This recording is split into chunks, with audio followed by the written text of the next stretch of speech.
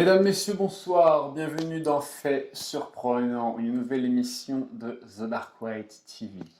Après avoir élucidé le mystère du Titanic, nous nous retrouvons aujourd'hui pour parler d'une religion polythéiste encore active de nos jours.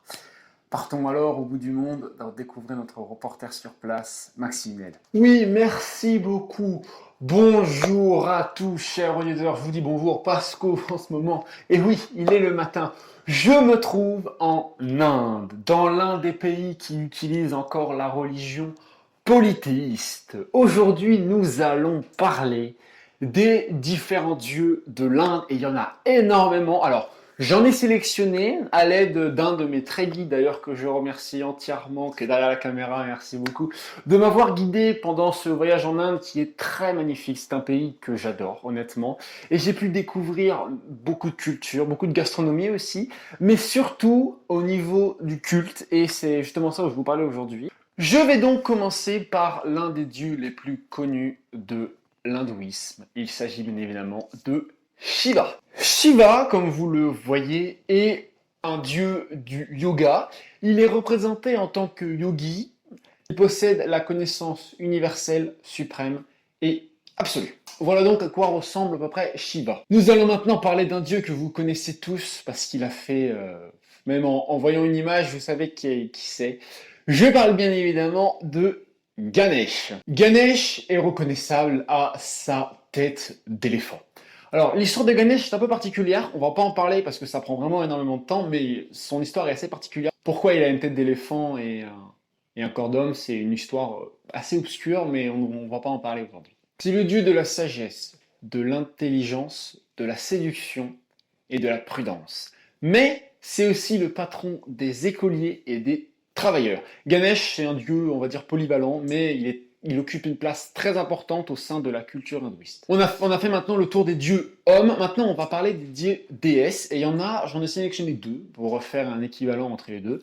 Je vous ai sélectionné Durga. Durga est l'une des divinités principales du panthéon hindouiste. C'est l'une des épithètes de Parvati, elle est servante de Shiva, mais ça reste quand même une déesse.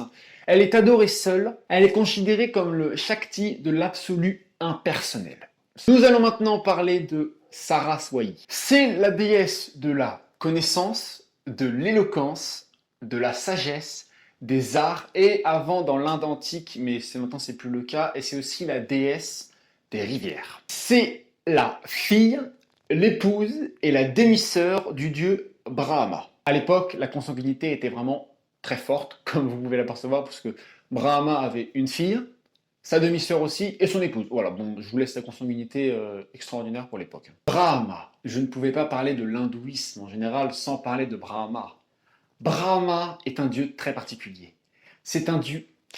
Brahma est un dieu très particulier. C'est le dieu créateur et démiurge de l'hindouisme. C'est aussi le premier dieu de la Trimurti.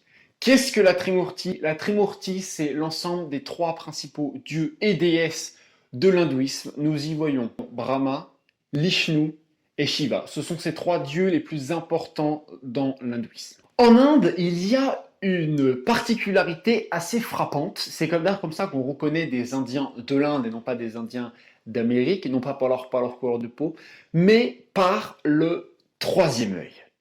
Ce troisième œil, il a une signification énorme en Inde. Homme ou femme le possède. Qu'est-ce que c'est que ce troisième œil? Parce que c'est quand même quelque chose d'extraordinaire. Beaucoup de superstitions pensent que c'est le troisième œil du Shiva, et non, ce n'est pas du tout le troisième œil du Shiva. Jnana Chak Sui, c'est l'œil de la connaissance. Ce troisième œil fait partie de l'ésolérisme. C'est un mouvement culte des hindouistes. Merci à tous d'avoir suivi ce début de reportage en Inde, au pays de l'hindouisme, l'une des religions encore polythéistes de l'histoire. Il y a énormément de dieux, j'en ai sélectionné que quelques-uns parce que le reportage aurait duré des heures. Merci à The Dark White TV de m'accepter encore une fois sur ce reportage. Nous nous retrouvons très bientôt. À vous les studios.